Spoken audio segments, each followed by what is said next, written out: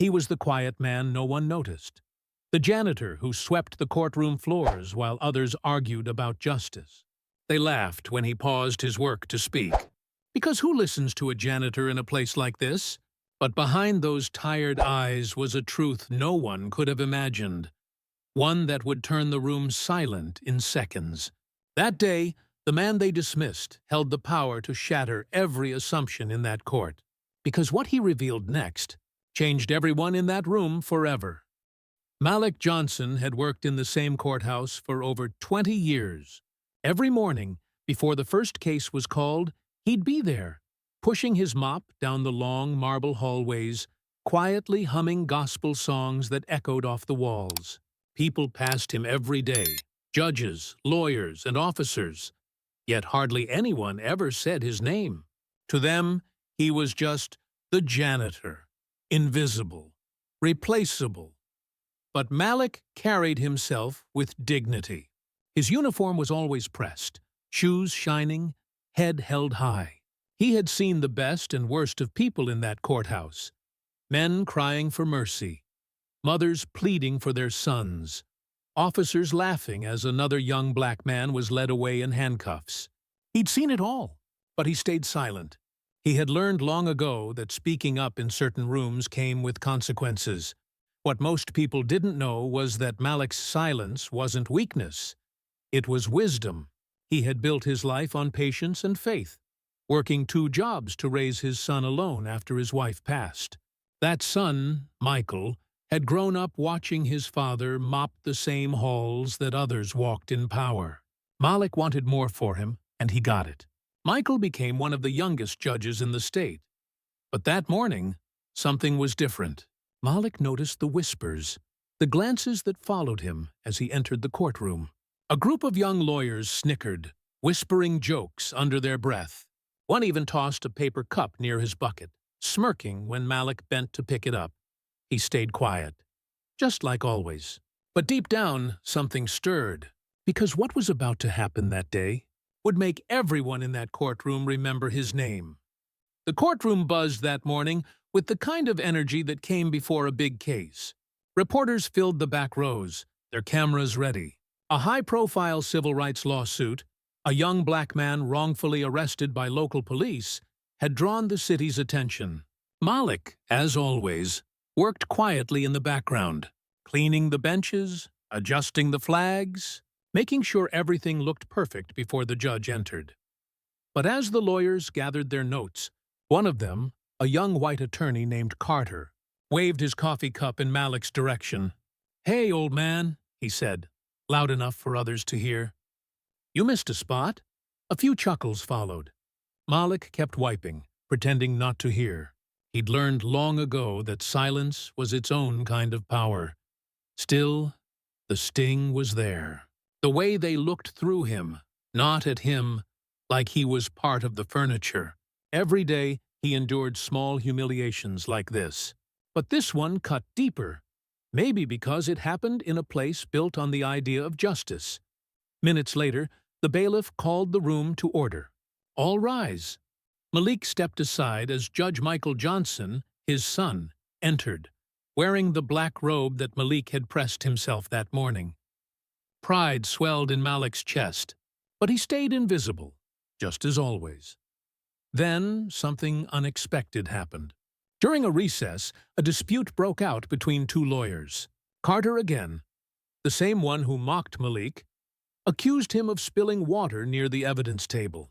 "You can't do anything right, can you?" he snapped. Malik looked up, his calm eyes meeting Carter's.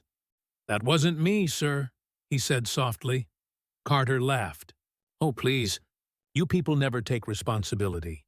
Just clean it up before the judge comes back." The room went quiet. Even the clerks shifted uncomfortably.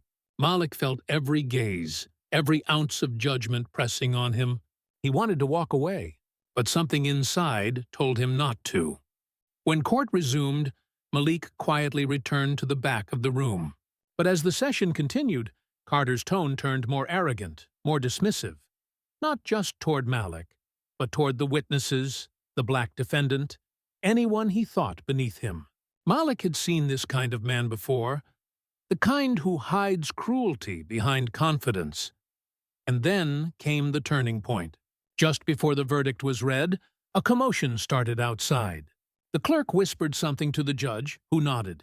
A few moments later, Judge Michael looked toward the back, straight at Malik. Their eyes met briefly. The moment was fleeting, but heavy. "Mr. Carter," the judge said, his voice calm but firm. "Before we conclude, I believe you owe someone in this courtroom an apology." Carter frowned. "Your Honor, I don't understand." The judge motioned toward Malik. "The man you mocked this morning, the one you treated as less than human."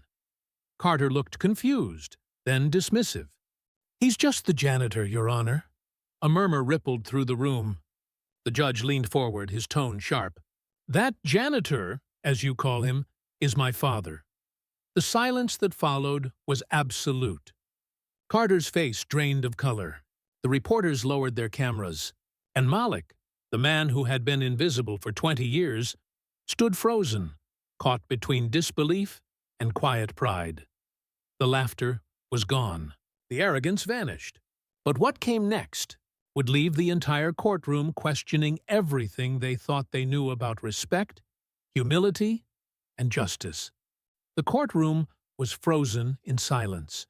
Every face turned toward Malik, the man they had overlooked, mocked, and dismissed. Reporters sat motionless, their cameras still pointed but forgotten. The same young lawyers who had laughed now shifted uncomfortably in their seats, realizing they weren't just witnesses to embarrassment. They were part of it. Judge Michael's voice trembled slightly, but his eyes were steady. "This man mopped these floors so I could stand where I am today," he said. "He worked double shifts, endured humiliation, and still taught me to believe in justice, even when it wasn't shown to him." The courtroom murmured.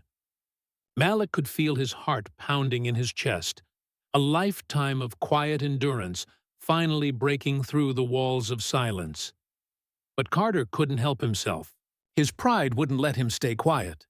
"Your Honor, with all due respect, this doesn't change the fact that he's just a janitor," he muttered, his voice shaky but defiant.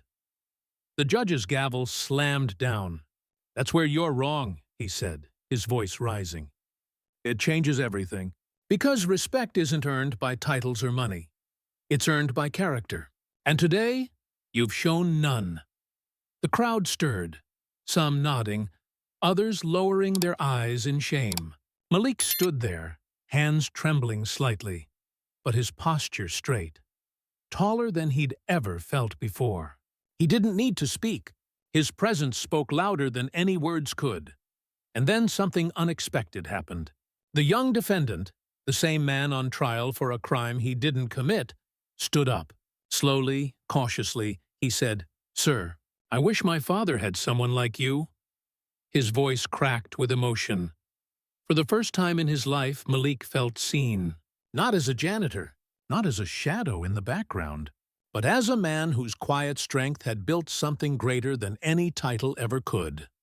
Tears welled in the judge's eyes as he looked at his father. The courtroom, once filled with whispers and laughter, was now silent, united by something deeper than judgment. And in that silence, everyone finally understood who Malik Johnson really was. When the court adjourned, no one moved. The air was thick with something unspoken, shame, reflection, and quiet respect. Malik stood still for a moment, the hum of the fluorescent lights echoing above him, as if even the room itself had paused to honor what just happened. For years, he had been invisible in that courthouse. That morning, he left seen, not for his title, but for his truth. Judge Michael walked down from the bench and stood beside his father. He didn't care about protocol or appearance. He reached out and embraced the man who had sacrificed everything so he could stand in judgment of others. The room, once filled with laughter and arrogance, now watched in silence as two generations, one who had endured injustice and one who now had the power to confront it, stood together. News of the moment spread beyond the courthouse. Cameras that once ignored the janitor now sought his words. But Malik didn't chase the spotlight. He returned to his quiet work, the same way he always had, only now people saw him differently. They greeted him by name. They thanked him, but he never needed their approval. His worth was never determined by their recognition, because Malik knew that respect is not given through power. It's revealed through character. And in a world that often measures value by status, his story became a mirror reflecting how easily people forget the humanity in those they deem beneath them. He didn't change the system that day, but he changed the hearts in that room. And sometimes, that's where real justice begins. Not in the law, but in how we choose to see one another. So, the next time you walk past someone society overlooks, ask yourself, are you really seeing them? Or just looking through them? Don't miss more powerful real-life stories. Hit subscribe now.